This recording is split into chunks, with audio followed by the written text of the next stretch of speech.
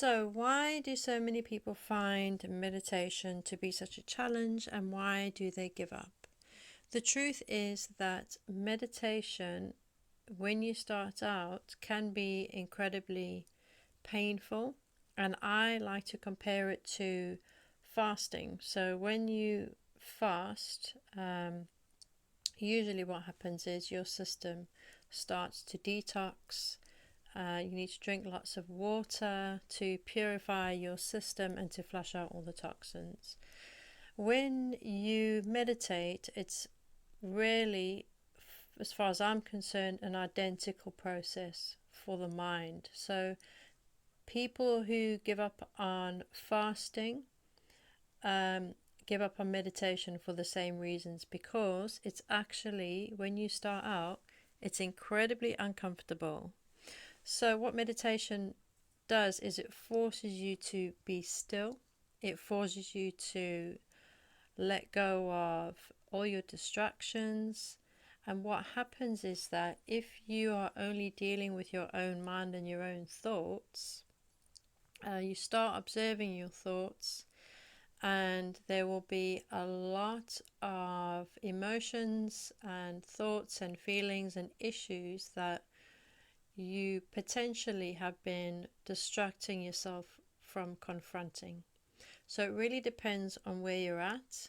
But for those people who find meditation really difficult, to be honest with you, it's a challenge for anyone the first time you meditate. And that's why it takes so long, because yes, there is practice, but it's also sticking it through, depending on how much you have to clear. It's the same as a detox. It all depends on how toxic your system is, how much pain, how many troubling thoughts, and how many issues are sitting in your mind there that you've not faced and dealt with. And really, that is why people give up on meditation. So people who think that meditation doesn't work, or it's a lot of rubbish, or it's not for them, really the truth that they're missing is that they actually give up on themselves. So let me just talk about me now. When I started meditation, it took me so long to be able to meditate for any length of time, because I just had so many things come up, feelings, thoughts, and I had to go through that cleansing process. And that's why you start off and you do it a little bit at a time. But the key really is to realize that when you're giving up, you're not giving up on meditation.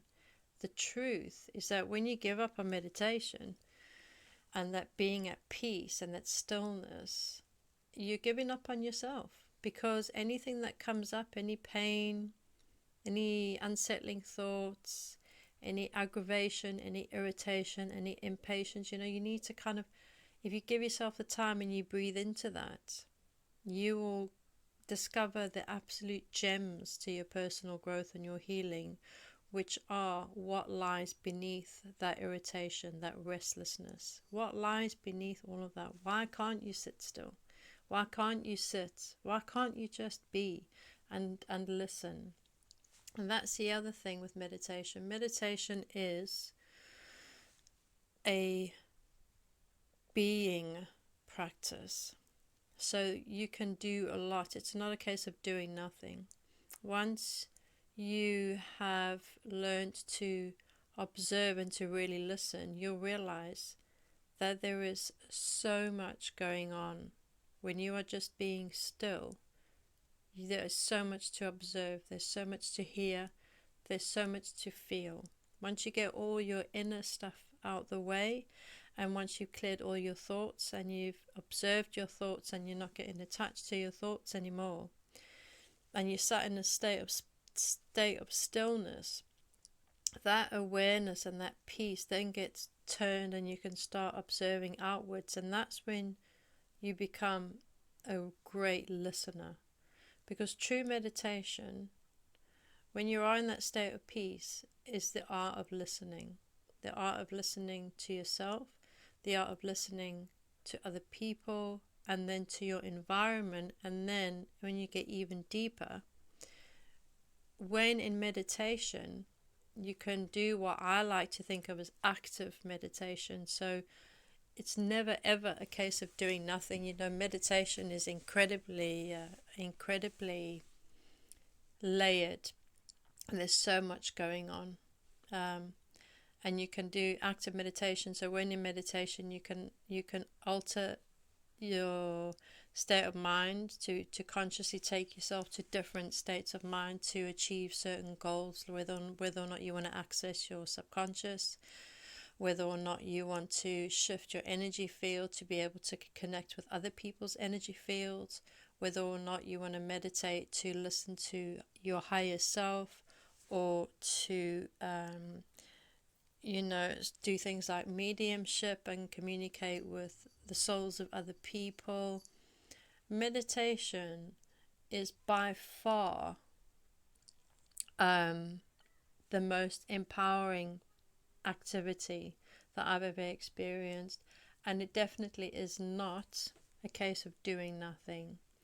And that's the key here, is that when you give up on meditation, you're really giving up on all your own stuff and your own state of mind. And once you stick with it and you see yourself through those initial restless phases, and you just breathe into it and stay present with yourself the way you would with a friend who was feeling distressed or agitated, you know, it's about not giving up on yourself. And once you break through that, the rewards are endless and immense, and it's just such a beautiful place. And you have that inner calm with you 24/7. You know, you don't only feel that peace when you're sat meditating. When you become a regular meditator, and once you've broken through all those layers and you found that patience with yourself, and you give yourself the space and you honor and respect yourself, that inner peace and that way of perceiving the world, your inner and outer world, it's constant. So I highly recommend it. And really, for healing work, if you want to become a healer and energy master, it's imperative that you learn how to meditate. And that's why, if you're not willing to meditate, you can't really work with energy effectively, especially if you want to use it as a healing tool to help others. And when healing yourself and working with your own energy, if you can meditate, it'll be a lot more effective, because really it's about clarifying your state of mind and your intention, because that's when you can really master the energies that are within and around you.